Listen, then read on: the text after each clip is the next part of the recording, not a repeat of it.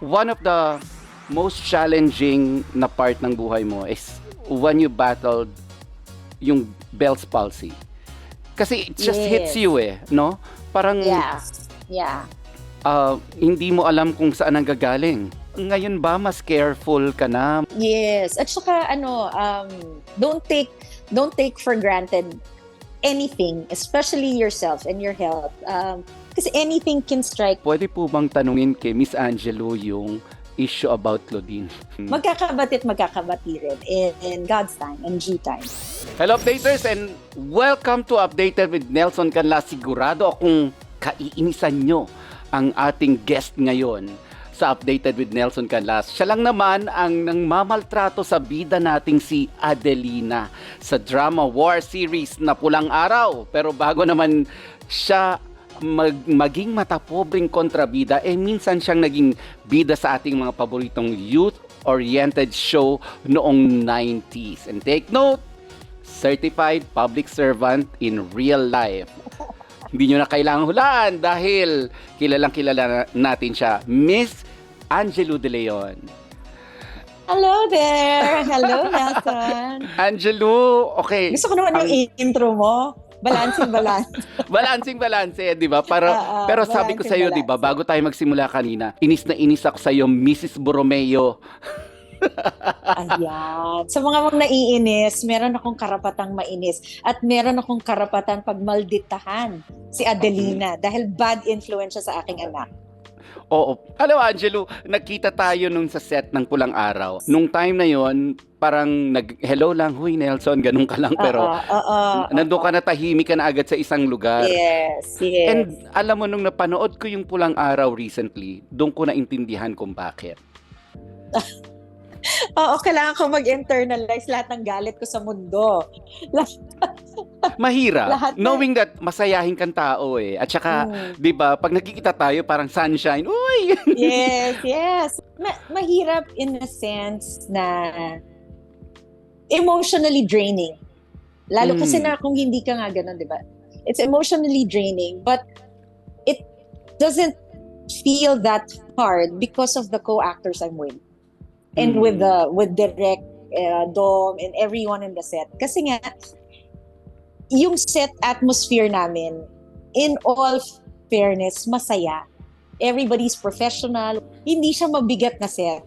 So, bumibigat lang yung set pag sa eksena.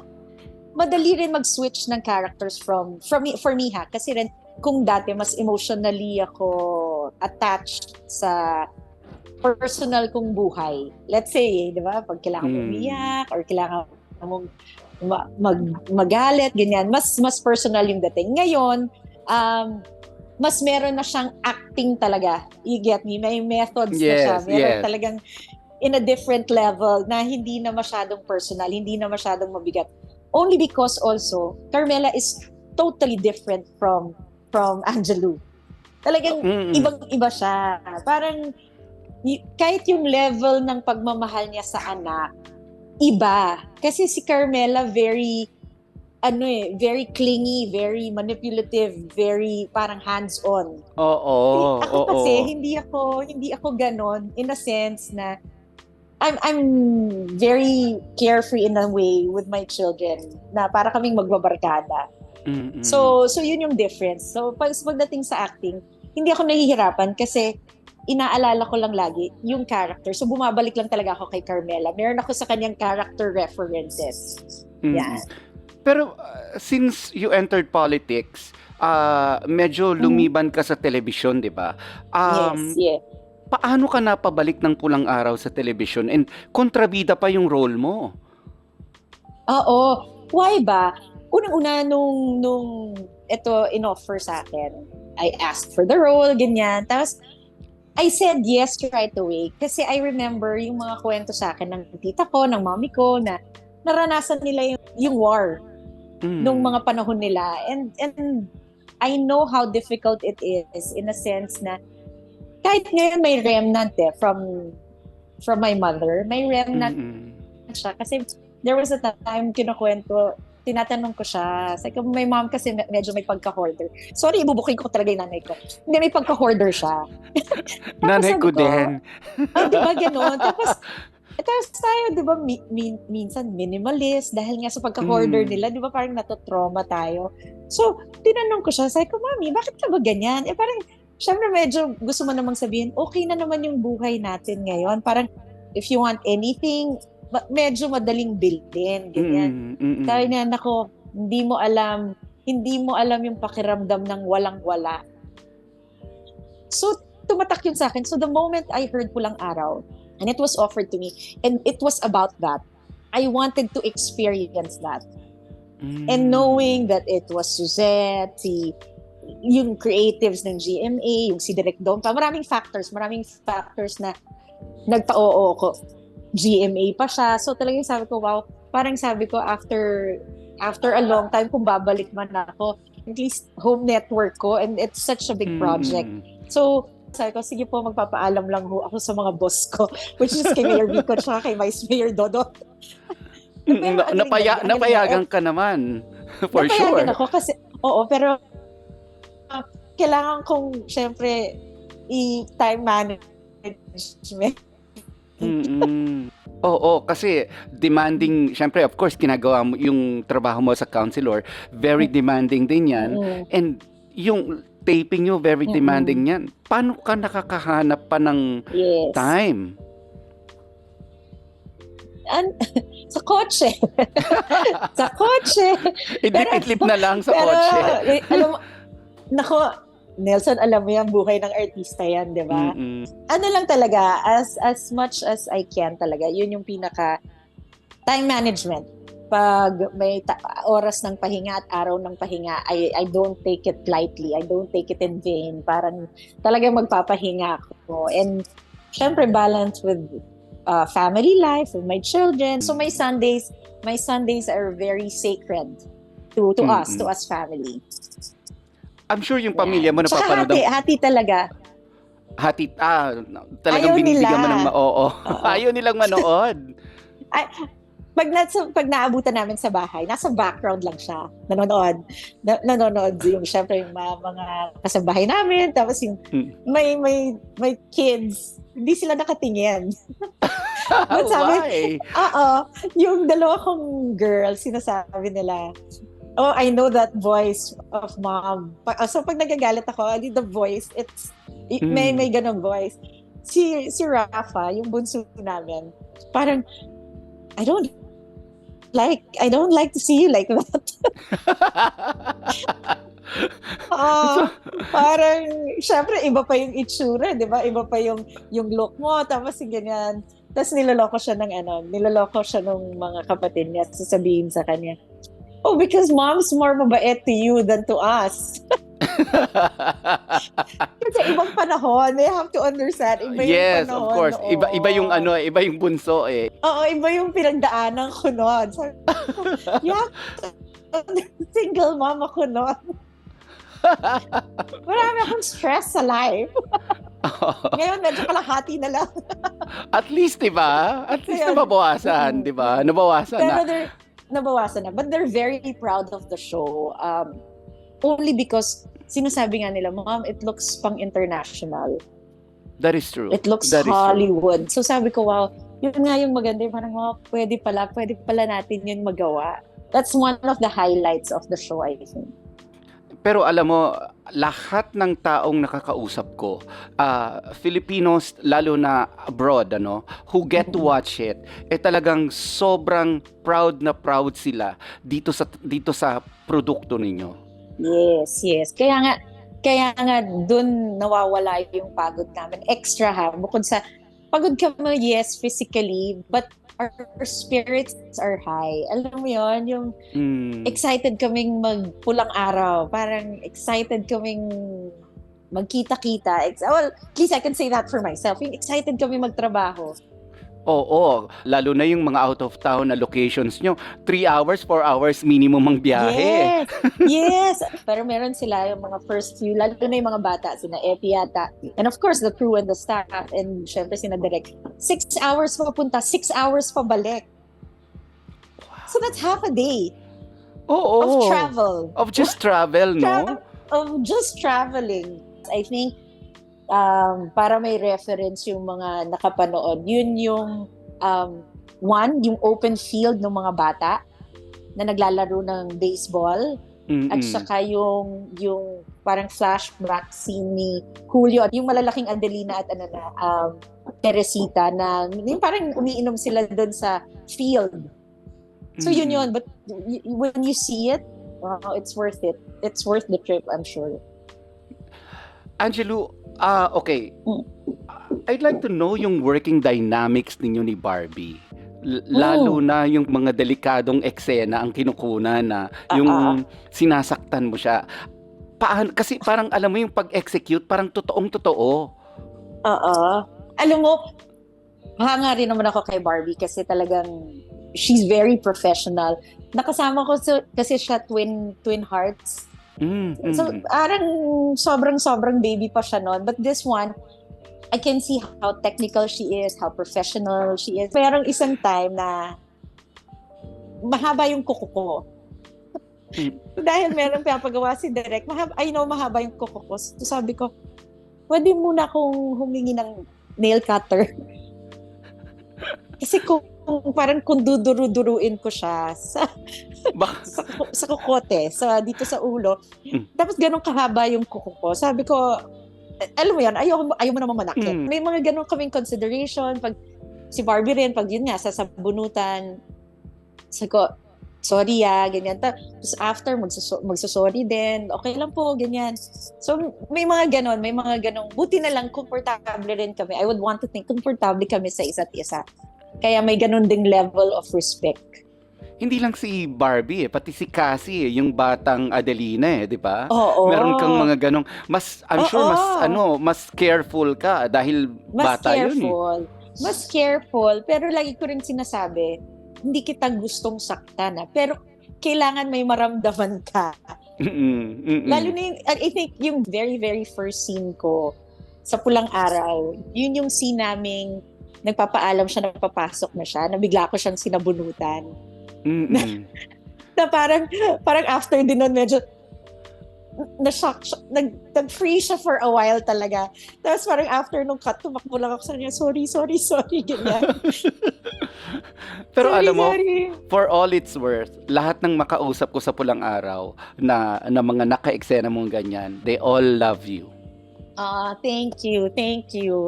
Ayan, ang dami daw nilang natututunan sa'yo at mahal na mahal ka nila kasi yung pag hindi take, you become Angelo. Oo. I break away as much as possible. Pero hindi mahirap yun babalik ka ulit. Hindi naman, mahirap. Siguro I've also come to that point na depende sa eksena. Pag sinabi ni Direk na meron pa tong isang shot, doon hindi ako nagbe-break. Pero pag sinabi normally na reverse na yan or long wide na yan, yun medyo okay na ako. Pag hindi rin siya breakdown. I've come to learn that throughout the years. Throughout the years. Ang tanda pa siya. Alam mo, hindi na kita tatanungin sa pagiging Carmela mo kasi baka ang dami pa nating ma-spoil. Dahil, nag-ano pa lang, nakita ko nga sa Netflix, 100 episodes pala yan. Panood ko nga kanina bago kita makausap, sabi ko. So, syempre, gigil na naman ako sa'yo. Totoo. Pero alam mo, natutuwa ako kasi nga, it's such a breath of fresh air. Lalo na siguro din sa mga taga-Pasig, di ba? Parang such a breath of fresh air na pag sila sabi lang, nanonood kami ng Pulang Araw, Konsi. Pero nakangiti sila. Pero gusto ka namin sabunutan. Anong sinasabi nila sa'yo? Lagi ko sinasabi, basta dito hindi ako nananampal, hindi ako nananabunot. Ganyan. Pero alam mo, nakakatuwa lang. Kasi I think, ang extreme nung pag iniisip ko kasi, hindi ko naman dinedefend ko si Carmela Borromeo just because alam ko yung character niya. Kung makatinanay ko. Kasi sabi ko nga, paano nga yun, no? How can you let go of your child na sobrang bait? Sabihin na natin, kasi sobrang close sila, sobrang bait. Tapos dumating yung half-sister biglang tumatakas na yung anak mo, di ba? Biglang nagno-no na sa'yo, biglang which is parang talagang, sabi ko nga, may nanay siguro din talagang ganito yung ipaglaban yung anak niya. Di ba? So, at saka nakita ko yung demarcation line nung right after nung scene dun sa Vaudeville. Kasi nung unang scene ng Vaudeville, mabait siya eh. Nararamdaman kong mabait si Carmela eh. Tapos bigla nung nalaman niyang meron palang anak sa iba si Julio, bigla siyang sumama. Yeah, so, nakita ko talaga yun. At least clear yun. Yes. So, sabi ko nga, nakakatuwa na lahat kami parang pag inisip mo, very klaro yung character, very klaro yung pagkakapitan ng lahat ng audience. Okay, kung kontrabida ka dito sa Pulang Araw, alam naman natin na bida ka nung 90 sa TGIS. Ayan, bilang si Maria Patrice. Rian, diba? also known na Peachy. Yes, Peachy. Grabe. Sino pa, parang ang feeling ko, wala akong ka-generation na hindi nanood ng TGIS. Alam ko na kung anong edad mo. Mas matanda ako sa'yo. Mas matanda ako sa'yo for sure. Pero kaya mas napanood mo. Kaya na mas napanood ko. Pero 29th year anniversary na pala ng TGIS. Yes, 29 years. Oh my gosh. That's how old we are. But you started at 2. Yes, let's say that. Actually yun nga yung nakakatawa rin. Parang sabi ko from Peachy, parang feeling ko si Carmela yung next na tatatak sa akin na sobrang both extremes. But going back to TGIS, sobrang nakakatuwa lang na after all these years, marami pa rin tumatangkilik. Lalo na pag gusto ko magalit sa'yo pero Peachy real ka pa rin sa akin. So mga ganong klaseng mga moments. We know that is the biggest TV show, no? Nung time na yon. And grabe yung kasikatan yung niya, yung following niya noon. How was it back then compared to yung ngayon? Oh, totally different, I guess. Kasi ngayon, actors are easily accessible through comments, masyadong pwedeng direct. Dati kasi meron lang mga ibang fans, pero nakakatuwa kasi meron pa rin ibang mga fans ngayon na pumupunta sa set, nakikita ko kay Barbie, kina David, kina Alden, kina Sanya, pupunta pa rin sa set. Tapos pag nakikita ko yun, sabi ko, oh my gosh, ganyan kami dati. Meron kami mga fans na pumupunta sa set that would just hang out there and just wait for us to finish and just to hang out with us. Dati rin, the way they connect with us is through letters. So, papadala sila sa Viva. So, Viva magbibigay sa amin ng sako ng letters. Tapos nandun yung mga may souvenir, merong mga trinkets, ganyan. Ngayon kasi talagang mas may direct access. Kaya it's good and bad, I guess, at the same time. Pero ngayon, katulad nga nung the other day kasi kakwentuhan ko si Snooki. Yung sinasabi niya sa akin, pag premiere night kasi noon, grabe. Hanggang labas ang tao. Inabot mo pa rin yung era na yun eh. Na yung pag nagpe-premiere night ka ng pelikula mo, hanggang kalye ang tao. Yeah. Yes. Naabutan pa namin yun. Kaya fortunate kami, pwede mong maikumpira, pero yung level of love and level of regret kung meron, wala rin eh. Alam mo yun? Yung level of love talagang at least umabot ako doon. At least nakamit ko yun. Yung level of regret, wala kasi I wouldn't be who I am now or where I am now if not for that. At saka ngayon kasi ang daming avenues. Hindi na paramihan ng taong pumupunta sa sinihan or sa mall show nyo or sa premiere night mo.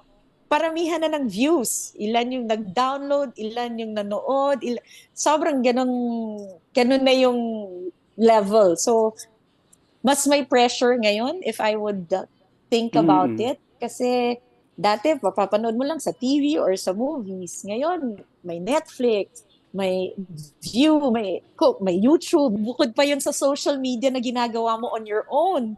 'Di ba? Bukod Mm. pa yun sa mga nagti-TikTok pa. So, So, parang ang daming lumalabnaw na avenues. yung kung saan natin nakikita yung mga artista. Oo, parang sa dami ng avenues, sa dami ng platform, kailangan mo nang mamili kung saan ka mag-hit. Or Mm. kailangan, or minsan, nag-hit and miss. 'Di ba? Minsan, hindi ka patok sa TV, pero sa movie, grabe panoorin. Minsan, hindi ka papanoorin sa TV, pero sobrang taas ng views mo sa YouTube or sa TikTok. So, ang daming avenues. You have to really find your niche and your, I think, target audience. Yung mga kasama mo sa TGIS, alam naman natin na, I Mm. mean, for a while, di ba, sobrang close kayo lahat. Hanggang ngayon ba, close pa rin kayo? Mm-mm. Mm-mm. Yes, yes, meron kaming Viber group. Yun nga lang, yung way of kung magkikita kami so often, hindi nangyayari. Pero we make it a point and we really plan something. Hindi na kagaya ng dati. Wala kaming choice eh. Magkikita-kita kami lahat sa taping eh.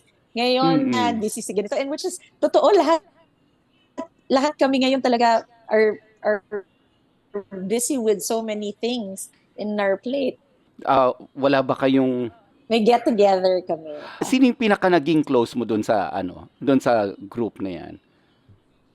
Sa group, kasi syempre si Bobby yung pinaka talagang halos lagi kong nakasama, 'di ba? So talagang at the end of the day, siya yung pinaka nasasabihan ko ng whatever. Si Shara rin, pag nagkikita kami as if never kaming naghiwalay or hindi Mm. nagkausap ever. So, G- exciting. Iba-iba yung level of friendship. Si Red, talagang hindi ko na masyadong nakakausap.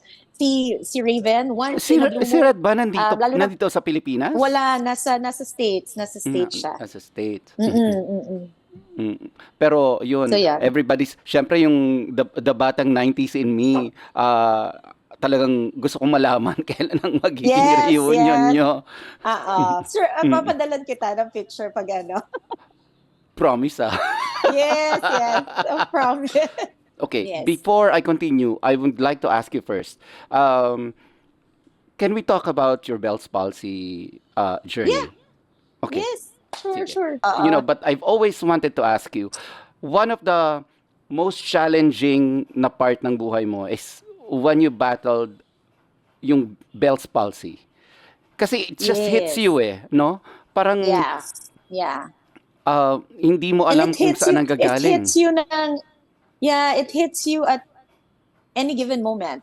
Actually, Hmm. pangalawa ko na yun yung 2016. That was my second Bell's palsy. My first was on my right, which was in 2001, mga ganon. And then, yung second was 2016. Different occasion, different manifestations also. My first one, pagod ako, gumising lang ako, pag uminom ko ng tubig, nag-squirt yung tubig pag ganon. So parang ikaw, Oh. did you see that? Sabi ko, ano nangyari? So wala naman. So wala pang nangyayari hanggang towards the end na nakikita mo at nararamdaman mo na bumibigat yung right ko. But that one was caused by pagod ako sa taping, ano ko, ginalaw ko yung vent ng aircon Mm. bago matulog. So parang ganun lang siya. But because of my low immune system, dun siya siguro tumama. So ang Bell's palsy kasi tumatama sa nerve inside the ear, parang ganyan, somewhere nerve there. Matatama siya, so mapaparalyze yung face mo. Yung second ko, after 1 week or 2, bumalik siya sa normal. Pero alam ko meron ako nung badminton game tournament with Tito Boy Abunda, and I had the Bell's palsy. Pero hindi ko na masyadong napansin. Pero bumalik siya 2 weeks. Yung last ko was caused also by fatigue.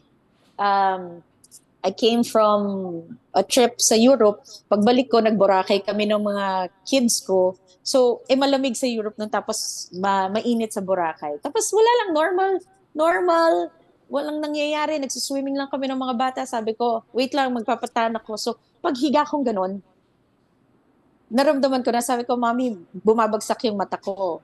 So, kala nila, nasa-stroke. So, pinainom nila ako ng gamot. It didn't push through. It didn't continue. After that night, okay ako. Nangyari naman, 7 days after, I was rushing to go to church. Alam mo yung nagbukas ka ng tubig from, from the shower. Tapos, malamig na tubig yung unang bumuhos sa akin. Pagdating ko sa church, yun na, naramdaman ko na bumibigat yung left face ko. So, sabi ko, okay, so I tried to take the medicines nung una kong ginawa. What scared me lang the most was because when I consulted the doctor, they said na you have to take an MRI because it might be a mini stroke because of the gap. Because may 7 days na gap yung naranasan ko. So that's what scared me. Or I would say kasi na it was more mas grabe siya compared to the first because nga mas may remnant ako ngayon nung Bell's palsy. And I think everybody can see that in Pulang Araw. And nakakatuwa si David, sabi niya, Tita, yung mata mo lumiliit pag uma-acting ka. Oo, napansin niya pa yun? Napansin pa niya yun. Alam mo naman ang mga bata ngayon. Pero hindi, sabi ko, yeah, it's because of my Bell's palsy. Pero alam mo, there was a time talaga I got so depressed about it. Because sabi ko, parang, why now? Parang, syempre, di ba, parang mas after kasi nung first, when I found the Lord 2006, 07, parang mas my life was normal, mas blessed, wala, alam mo yun, parang walang problema. And then suddenly, here comes this Bell's palsy, di ba, na parang, parang medyo na-depressed talaga ako noon, na parang ang gagawin ko, parang why now? Why now that you're so close to the Lord and, your faith is stronger than ever, ganyan. How did you get out of the depression? Kasi knowing na, syempre, di ba, it really affects you Yes. physically and hindi mo matanggap sa sarili mo na gano'n eh. Yeah, at saka gusto mong sabihin, buhay to ng artista, mukha. Diba? Parang, puhunan mo yan. Puhunan mo siya. Every time I would pray, syempre, of course, I would ask God, like, Lord, pagalingin mo na completely lahat, ganyan, you'll ask for prayers, everything, ganyan. But one verse would always stuck with me. My grace is sufficient for you. In your weakness, my grace is sufficient for you. So every time yung naririnig ko, at first I thought it was para siyang curse, ganyan. But now and after that, getting out of that depression and after holding on to that Bible verse talaga, nasabi ko, hindi it's here for a reason. It's here because it makes me closer to God. It's here that in spite of it being here, sabi ko nga, in spite of it being here, that was the first time I had the billboard in EDSA. Wow. May Bell's palsy na ako nun. And now Pulang Araw and several other things that I worried about. Pero syempre yung ibang tao, syempre makakapansin, may iba may sasabihin na hindi maganda. Pero it is what it is. But wala na siyang heaviness sa akin. Pero yun na nga lang, napapansin. Pero parang at least sabi ko, at least may reason naman. Everything happens for a reason. Okay lang malungkot, okay lang ma-depress for a while, but give your time to grieve or, to be sad, ganyan. But give it time. As in talagang give it a short time and then get out of it. Alam mo yun? Sometimes easier said than done, but it's really, for me talaga, it's really my faith that helped me get through this. And I think all the things that I am blessed with, it's also because of the faith I have. Kung dati, ako to, uy, maganda ako, ganyan ako. Ngayon, hindi na. It's because everything I have, it's given to me by God. So, yun yung ko. Ngayon ba, mas careful ka na? Yes. At saka, don't take for granted anything, especially yourself and your health. Kasi anything can strike. Hindi rin naman ako makapag-complain masyado din dahil hindi naman to life-threatening, hindi rin siya ganun kagrabe. I mean, may mga ibang mas grabe yung pinagdadaanan. Yun nga lang, syempre ito, feeling ko ako lang yung apektado. Alam mo yun? Parang Mm. ganon. Hindi, Kumbaga yung hindi naman self-esteem, yung yun lang, yung self-esteem mo lang ang self-esteem, ano. oo. Mm-mm. Yes, yun lang yung confidence level mo lang medyo, nako-conscious ka na where to face, what to do, if you'll smile or ganyan. But afterwards kasi, parang tanggap mo na eh. At saka kung mas mabilis ko siyang natanggap siguro, mas hindi ako nag-wallow in self-pity, ganyan. Siguro mas mabilis kong na-recover yung mga muscles ko in a sense. Mm. Kasi sinasabi nila, it takes more muscles to smile, di ba? Than to frown. Mm-mm. Yun Mm-mm. yung tinamaan sa kanya, yung mga nerves, mga muscles. So parang sabi ko, siguro mas nag-smile ako ng konti, if I took it lightly in a sense, parang siguro mas hindi ganito kagrabe yung remnant. But ngayon mapapansin ko, pag alam ko na sa sarili ko, pag pagod ako, mas halata siya. But if I'm well Oh. rested, if I'm my physically good, hindi siya masyadong halata. Hindi naman siya noticeable. Except nga lang minsan, syempre, sa pulang araw, minsan pag nagagalit ka, hindi bagay sa akin nagagalit talaga. Kaya kailangan talaga nakasmile and laugh ka lang yun. Pag Oo, pero malungkot, pero maganda ka. Hindi yung maganda ka pa rin ha. Maganda ka period. thank you, thank you. But teka muna, may Mm. nagme-message sa akin no. Pwede po bang tanungin kay Miss Angelo yung issue about Claudine? Ano na yon? Ang tagal na nun. Mm. Magkakabati at magkakabati rin in God's time, in G time. Pero never pang nagkaroon ng nag-reach out ang kahit sino sa inyo? Wala pa, wala pa. Mm. Mm. Ayo, well, leave it at that. Pareho ko kayong kaibigan eh. Yes, yes. Mm. Thank you. Ayan.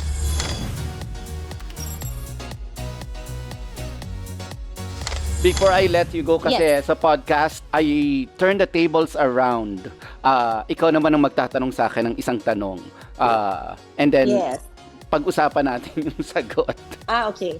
You've been working so hard also. I've seen you from the start to now, your own podcast. Kahit na-bothered kasi yung banks. Hindi, joke lang. Nababother talaga ako. Sa Hindi, totoo lang. ayan. Pero, thank you for doing this for me. And then, just, what do you still enjoy with what you're doing? Kasi minsan may ganun, di ba? May pagod, di ba? Minsan may sawa. Totoo. Ngayon, Totoo. ano yung, ito pa rin yung nagbibigay sa akin ng joy. Alam mo yun? Alam mo, to tell you honestly, Mahirap ba na tanong ko? mahirap talaga yung tanong mo. Pero sa totoo lang, what gives me joy pagdating sa ginagawa ko is it's a dynamic industry. Like parang araw-araw iba-iba yung makakausap mo, araw-araw iba-iba yung matututunan mo, na parang tapos ang gaganda pa ng tao na kaharap mo parate. So parang I cannot complain kung napapagod man ako, kung nagiging, alam mo yun, parang I work more hours than the usual. Okay lang kasi ang dami-dami kong kaibigan sa industriya na to. In the real sense, ha? Like Yes. parang, I mean, it's easy to say kasi na kaibigan ko yan, si Angelo, kaibigan ko yan, si ganito, kaibigan ko. Pero, iba talaga eh. Like, kaibigan mo talaga eh. Iba yung pakiramdam na nakukuha ko every single time I face you guys. Talagang nararamdaman ko talaga na belong. I really belong in this industry and parang dito na ako nakabuo ng mga kaibigan at pamilya ko. Nice. Yes, it's the never-ending lesson and learnings. Nice! That is Babaunin true. ko rin yan. Angelo, thank you very much. Thank you also. Thank you. Patuloy mo sana kaming inisin sa ginagawa mo. Yes, Dahil marami pa po. Thank you. And again, pulang araw. Mondays to Fridays po, 8 p.m. Pagkatapos po yun ng 24 oras. Sa Netflix, sa YouTube, kahit saan niyo po siya panoorin niyo po siya dahil Filipino po tayo. And we're very, very proud of you. Thank you, Nelson. God bless you.